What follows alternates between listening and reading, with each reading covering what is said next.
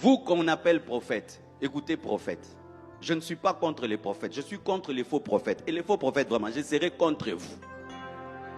Mais les vrais prophètes, je suis pour vous. Moi-même, je prophétise. J'ai grandi parmi des prophètes. J'ai plein d'amis qui sont des prophètes. Ma femme est prophétesse. Je crois aux prophéties. Mais les fausses, non. Alors, si tu es un vrai prophète, vous savez comment le mensonge entre? On te présente que tu es prophète. Mais quand tu montes, Dieu ne donne rien.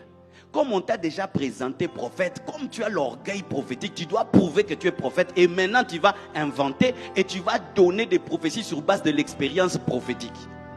Parce que un mortier dans lequel on a pilé les piments a toujours les piments sans avoir les piments. Et quelqu'un qui a prophétisé a souvent l'expérience prophétique. Et il peut utiliser la psychologie prophétique et tu penses qu'il a prophétisé, mais c'est son expérience prophétique. Par exemple, si je dis là, Dieu me dit, il y a des hommes de Dieu depuis que tu as commencé le ministère ne grandit pas. Viens devant, Dieu m'a parlé. Combien vous allez passer ici? Ça ne peut pas te rater. Le Seigneur me dit, il y a des hommes de Dieu qui ont des problèmes dans leur couple. Dieu, ils sont plus de 10, plus de 10. Est-ce que ça va rater? Tu as des problèmes, non?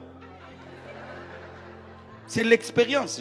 Ça fait des années que je suis pasteur. Je connais des choses qui ne ratent pas. Il y a des choses qui ne ratent pas.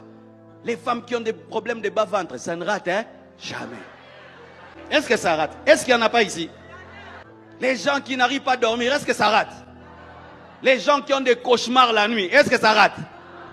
Alors quand tu prophétises, tu dois être sûr que ce n'est pas l'expérience, mais c'est Dieu qui te parle.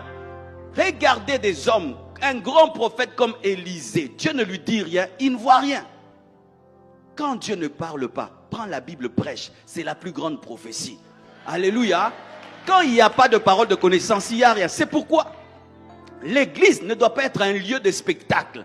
Parce que quand tu fais de l'église un lieu de spectacle, tous les jours tu dois étonner les gens. Et les jours où Dieu ne veut pas étonner les gens, tu vas fabriquer les miracles, tu vas fabriquer les prophéties, parce que toi c'est un cirque. C'est un cirque. Quand tu as un cirque, il faut un jour que le lion saute, demain l'éléphant saute, demain la girafe saute, demain les hommes sautent, et puis le feu, et puis l'eau. Mais quand tu fais de l'église le cirque, tous les jours tu dois inventer des nouveaux manèges.